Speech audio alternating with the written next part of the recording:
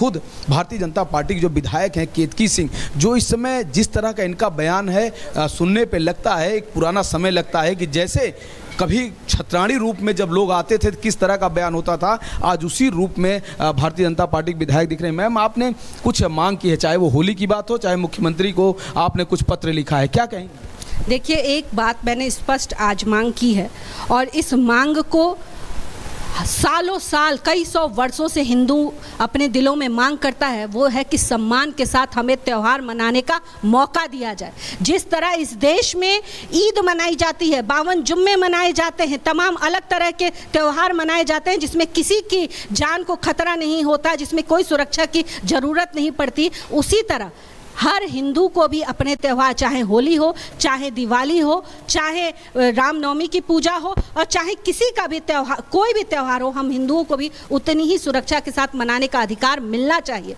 हमें भी उतना अभिमान मिलना चाहिए कि हम अपनी छाती ठोक के कह सके कि हाँ, मैं हिंदू हूँ और कोई मुझे सांप्रदायिक, सो कॉल्ड सांप्रदायिक मुझे ना बुलाए, इतना अधिकार मुझे चाहिए है। कार्यक्रम में मुख्यमंत्री योगी आदित्यनाथ ने भी कहा है कि 52 नमाज होती है, कोई अनिवार्य भी नहीं है कि आप करें ही करें, लेकिन एक दिन का त्यौहार होता है साल भर में होली, उसका लोगों को सम्मान करना चाहिए, बहुसंख्यक लोगों का सम्मान करना चाहिए। देखिए, यही तो मैं बात बार बार कहना चाहती हूँ कि ये जो भाईचारा भाईचारा भाईचारा कह के हम बहुसंख्यक हिंदुओं के कंधे पर ये जो बोझ डाल रखा है, आप मुझे बताइए कि क्या भाईचारा करने का ठेका बस हमने ले रखा है क्या? हम भाईचारा करने के लिए तैयार हैं, चारा बनने को तैयार नहीं है कि कोई आके हमको चारा बना के और खा के चला जाए, उसके लिए अब ये हिंदू तैयार नहीं है। आज का हिंदू बदलाव चाहता है। आज का हिंदू जो इतने वर्षों से हमारा अपमान हुआ, क्या हमारे मन में, हमारी आत्मा नहीं ये देख के पीड़ित होती होगी कि ज्ञान व्यापी में अभी भी हमको चिढ़ाता हुआ वो गुंबद आज भी दिखता है, हमारे वहाँ पे आराध्य है।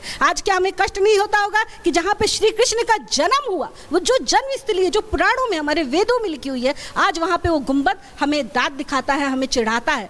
क्या हमें कष्ट नहीं होता होगा कि जुम्मा की जो ये आपकी दिल्ली में जो आपकी मस्जिद है, उसकी जामा मस्जिद, उसकी सीढ़ियों के नीचे आज भी हमारी देवी देवताओं की मूर्तियाँ पड़ी हुई हैं और उस पर पाँव रख के जाया जा रहा है। पर हम हिंदू कितने अपने आप को कमजोर महसूस कर रहे हैं कि हम जाकर और अपने देवी देवताओं के मान सम्मान की रक्षा नहीं कर पाते। ये कैसा देश चल रहा है? मैं पूछना चाहती हूँ कि जहाँ पर एक व्यक्ति एक धर्म के बारे में अगर कुछ कह दिया जाए तो तुरंत इस्लाम खतरे में आ जाता है, तुरंत छाती पीटने वाला ये छाती पीटना गैंग जो है हाय इस्लाम करते हुए सड़क पर आ जाता है। पर इतने वर्षों से जो हिंदुओं की भावनाओं पे कुठारघात होता रहता है, उसका हिसाब लेने कोई नहीं आता है क्या?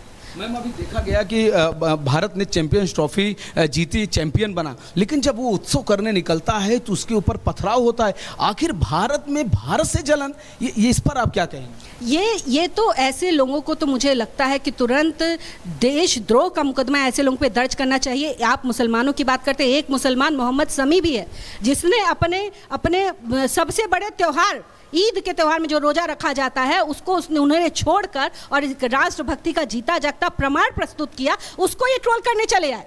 उनको इन्होंने जितना बन पड़ा अपशब्द बोला, जो टीम जाके विदेश में जाकर और हमारा सम्मान बढ़ाई, हमारे लिए चैंपियंस ट्रॉफी जीत के आई, उसके ऊपर ये पथराव करने को तैयार है। जो मिलिट्री, आज कोई भी आपदा पड़ जाती है, जो मिलिट्री इनकी रक्षा करने के लिए जाती है, और मिलिट्री पे एक बंदूक, गोली, पत्थर चलाने को तैयार हो जाते हैं, उसका हिसाब लेने वाला कोई नहीं है। परंतु अगर हिंदू अपने त्यौहार के लिए रक्षा सुरक्षा की मांग करता है, अगर एक हिंदू ये कह देती है कि भाई होली त्यौहार तो भाई हम ऐसे मनाएंगे, अगर किसी ने कुछ किया तो उनकी पीढ़ियां याद करेंगी, तो वो विवादित जरूर हो जाता है। वहीं पर संभल में सीओ ने जो बयान दिया कि भाई अगर आपको होली नहीं खेलना है, होली का दिन है, आप अपने घरों में रहिए, यह भी बात उनको बुरी लगती है। और वह प्रोफेसर जो राम गोपाल यादव समाजवादी पार्टी के वरिष्ठ नेता और खुलेआम धमकी दे रहे हैं कि समय आएगा, सत्ता आएगी तो जेल जाएगा। क्या समय तो आ गया है बबुआ, समय आ गई बा और अब जाए के समय बा उनका। अब भारत की जनता, उत्तर प्रदेश की जनता यह जान चुकी है कि क्या सत्य है, क्या सही है। जो उस बहादुर सीओ ने कहा, मैं सैल्यूट करती हूँ ऐसे अधिकारियों को कि जिनमें आज भी इस बात को मापने का एक मापदंड है कि क्या सही है, क्या गलत है। क्या गलत कहा था उस व्यक्ति ने?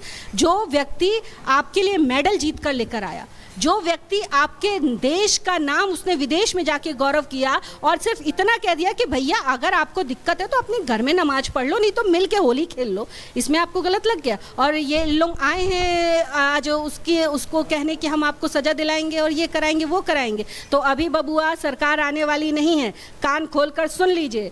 आज से लेकर और आने वाले 15-20 वर्षों तक भारतीय जनता पार्टी की सरकार ही रहेगी, और जब तक रहेगी ऐसे सारे अधिकारियों को, ऐसे सारे नागरिकों को, सबको सम्मानित करने का काम हम जैसे हिंदू प्रेमी, राष्ट्र प्रेमी लोग करते रहेंगे। यह आप अपना कान खोलकर सुन सकते हैं।